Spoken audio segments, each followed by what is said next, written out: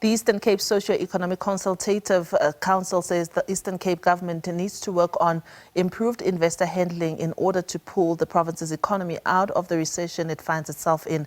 The council put together a report detailing the province's economic status.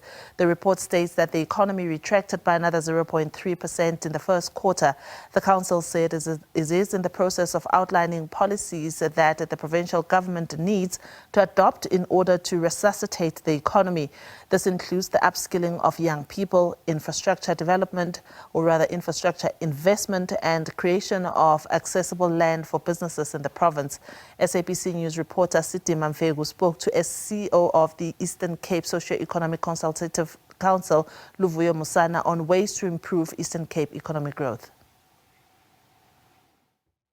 If there is a challenge with consumer confidence on the demand side of the economy, there will always be a challenge with the overall economic balance, and particularly with the supply side as well.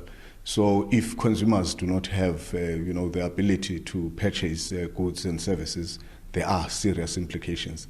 But certainly, the implications are also stretching into getting government to ensure that it puts in place measures to correct that spending by also investing in a number of areas, including ensuring that there is that ability of consumers to purchase goods and services so that the economy take a very better, bouncing back and improve, the spending to a positive growth. Yeah, and when we're talking about implementations from government to sort of resuscitate the province from this place that we're seeing ourselves in, we've seen quite a number of investment summits in the Eastern Cape, year in, year out, people pledging, and we're saying to have about 500 billion rands coming out of those investment summits. But for a layman, these things don't project, in fact, these reports don't project what is said to have been achieved in those investment summits. What does that then mean?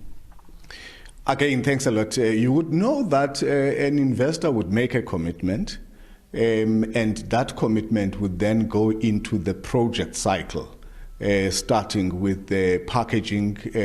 Remember that the idea has been generated, packaging, down to the actual implementation, and the various gates of implementation come to fruition. But the most important thing is that, firstly, the commitment has been made. The second thing that is important is that we must then follow through on the commitment by ensuring that all of the gates for the investment do open up.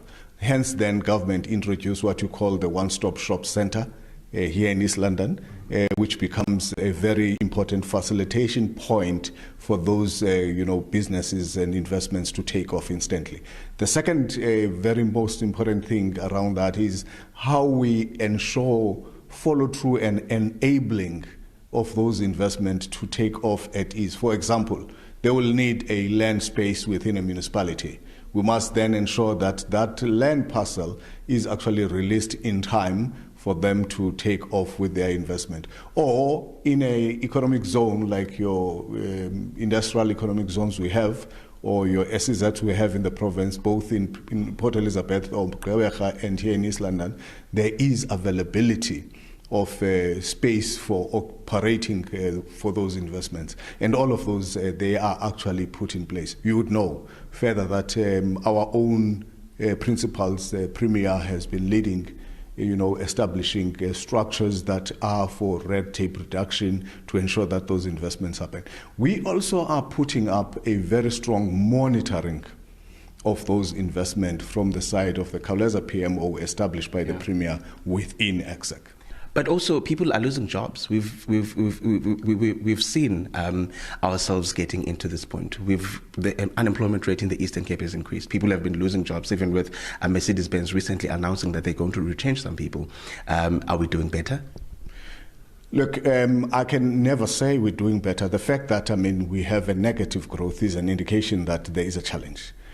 But secondly, the approach that we have taken as a province, or that the province has taken, is that it needs to push quite a bit harder and ensure that we actually reverse the situation of job losses.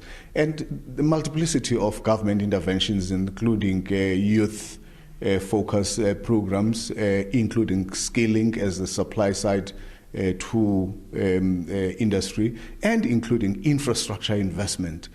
Remember, as I've said, the constraints include the cost of doing business in the province.